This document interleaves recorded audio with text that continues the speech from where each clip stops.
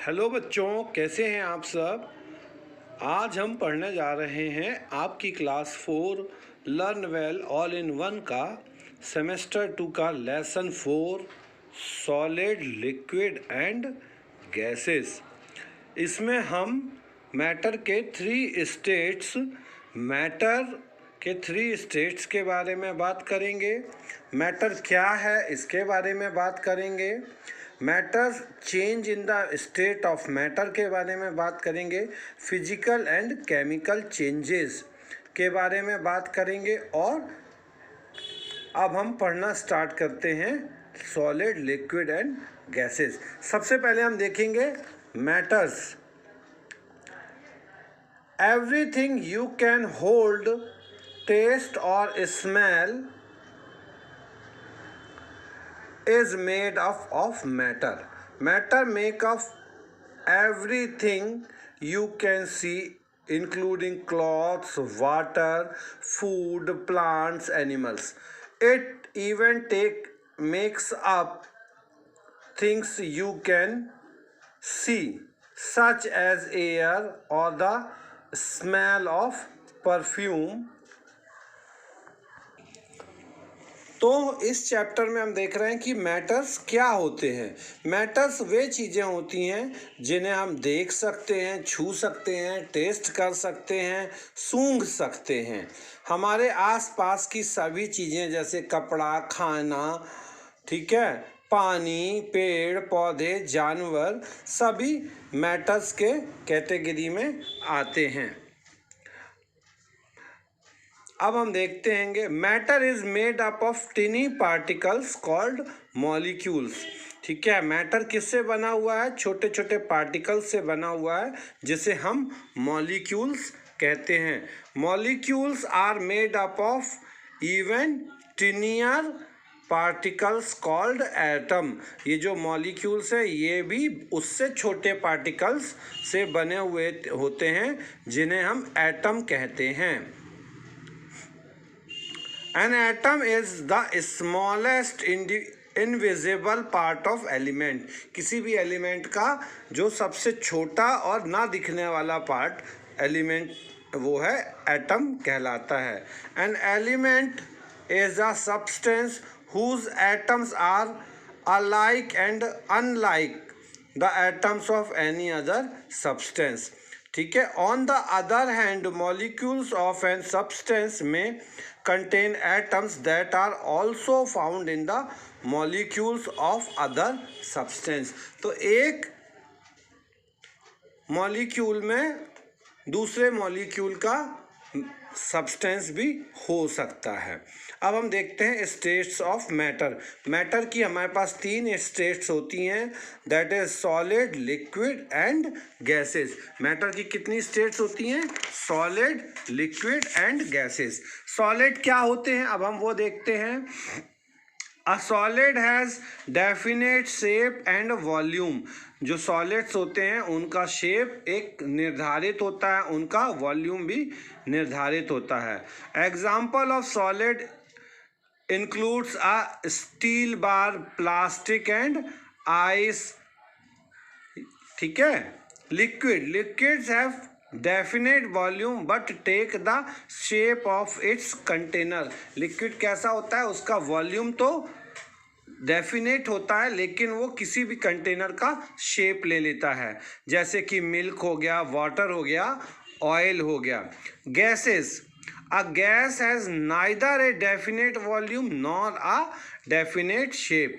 ना तो गैस का एक निर्धारित वॉल्यूम होता है और ना ही उसका आकार होता है। जैसे गैसेस के एग्जाम्पल में क्या है? एयर है, ऑक्सीजन है, हाइड्रोजन है, हीलियम है, ये सारी गैसेस हैं। These arrangements of molecules in solid liquid gases shown as given below.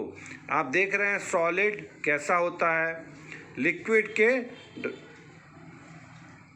Molecules दूर दूर हैं और गैस के मॉलिक्यूल्स और दूर दूर हैं। Changes in the state of matter. The 3 states of matter are interchangeable as explained below. अब तीनों मतलब सॉलिड, लिक्विड, गैसेस आपस में इंटरचेंज हो सकती हैं। इंटरचेंज हो सकती हैं का क्या मतलब होता है?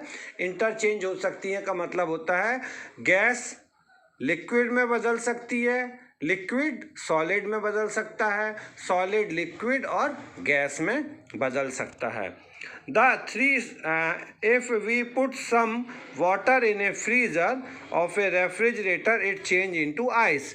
If we take out few pieces of ice cubes from the refrigerator and put them into a bowl, we would observe that ice cubes change back into water.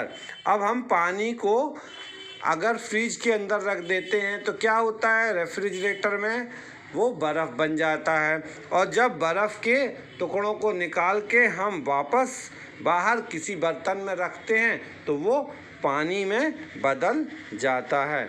ठीक है। Now heat this water, the water start evaporate slowly and changed into vapours, gaseous form. और अब जब अपन इस पानी को गर्म करते हैं तो पानी की भाप बनती है जो कि इसका गैस का स्वरूप होता है। Similarly when the water vapour is cooled it changed back into liquid, और जब हम इस भाप को ठंडा करते हैं तो ये वापस लिक्विड में चेंज हो जाता है। This water further cooling again turns into ice, और इसको अगर हम ठंडा कर दें तो ये फिर से बर्फ बदल जाता है। Physical and chemical changes. Physical changes, physical change is a change in the state of matter but not its identity। मतलब फिजिकल चेंज क्या होता है? जब हम किसी के शेप को या स्टेट ऑफ मैटर को चेंज कर देते हैं लेकिन उसकी आइडेंटिटी को नहीं बदलते हैं, वो फिजिकल चेंज कहलाता है। A physical change does not produce a new substance. Physical change नया सब्सटेंस नहीं बनाता है।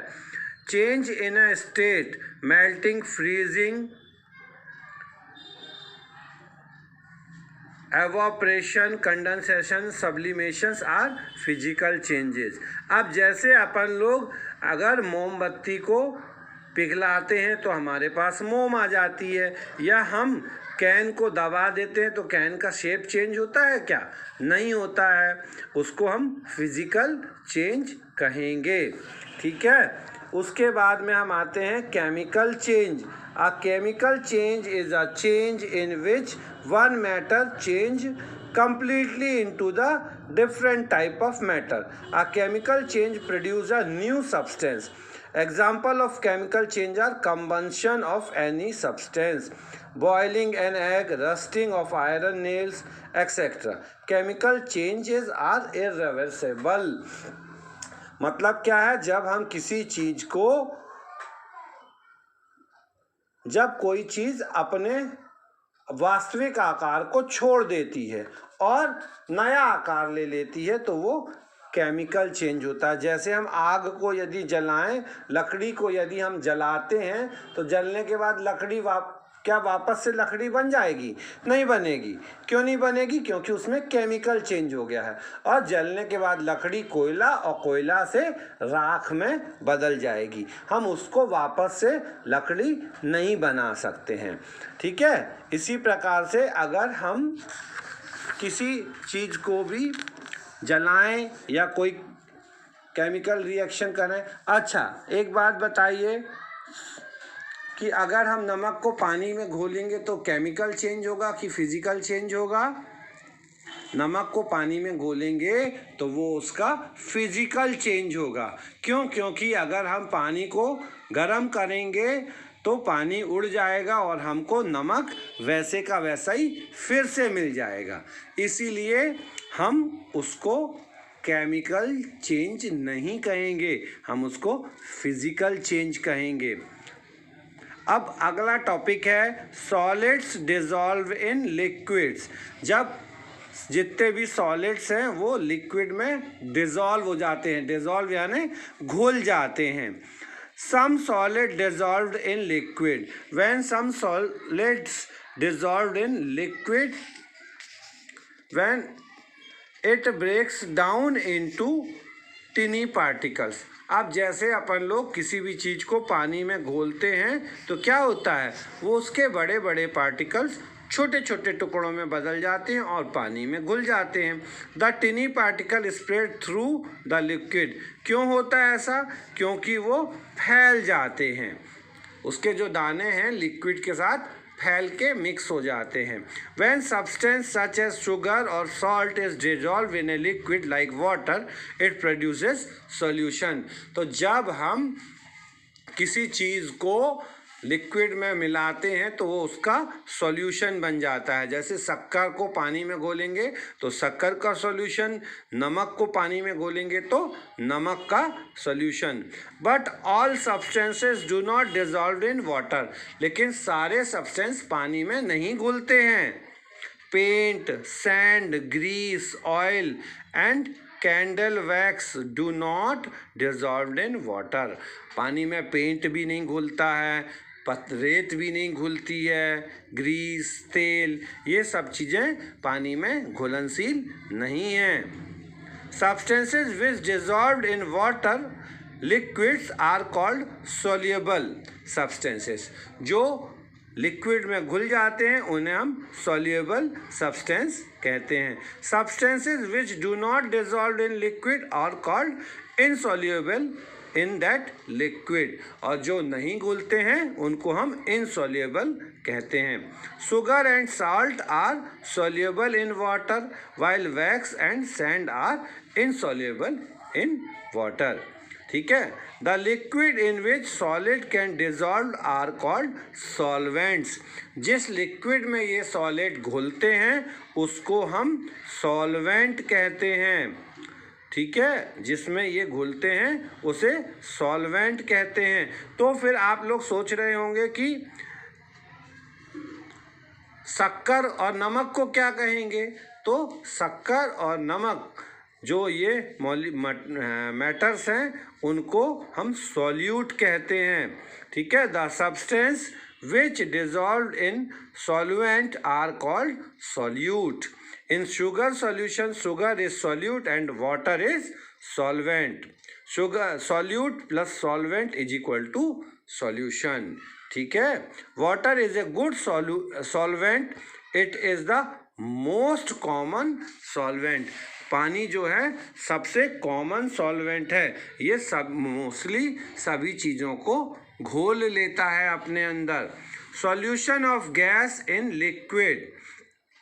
Many gases dissolved in water such as oxygen, nitrogen, carbon dioxide and ammonia. अब बहुत सारी ऐसी गैसेस हैं जो पानी में घुल जाती हैं, जैसे carbon dioxide, oxygen, nitrogen, carbon dioxide आदि. ठीक है. In soft drinks carbon dioxide is dissolved under pressure. Soft drink कैसे बनते हैं? कोको कोला, पेप्सी, इनमें कार्बन डाइऑक्साइड को प्रेशर के साथ घोला जाता है. When we open a bottle of soda water we can see the dissolved carbon dioxide escaping rapidly into the form of bubbles. अपन देखते हैं ना, जब कोको कोला की बोतल खोलते हैं या सोडा की बोतल खोलते हैं तो क्या होता है, उसमें इस तरह से बबल बन जाते हैं. ये कार्बन डाइऑक्साइड के बुलबुले होते हैं. Water in lake, river and other water bodies has a lot of oxygen dissolved in it. और नदियों में, तालाबों के पानी में सबसे ज़्यादा ऑक्सीजन घुली होती है. Plants and animals living in water use this oxygen to breathe. और इसके अंदर उगने वाले पेड़ पौधे और जानवर इस ऑक्सीजन को लेते हैं. तो इस प्रकार से हमने देखा कि हमारे पास मैटर के 3 स्टेट थे, सॉलिड, लिक्विड और गैस. फिर जो डिजॉल्व फिजिकल चेंजेस और केमिकल चेंजेस, और उसके बाद हमने देखा इसके सॉल्युबिलिटी, सॉल्युबल, सॉल्वेंट ठीक है, तो इस प्रकार से आज का ये चैप्टर यहीं ख़त्म होता है। इस लेसन की जो एक्सरसाइज है वो आपको अगली क्लास में भेज दी जाएगी। ठीक है, जिस बच्चे को ये वीडियो दोबारा पढ़ना हो वो संतोष बेहरे के यूट्यूब चैनल पे जाकर उसको दोबारा देख सकता है, और अगर आप इसको सब्सक्राइब कर देंगे तो आपकी क्लास का अगला वीडियो जैसे ही आएगा उसको आप तुरंत देख पाएंगे।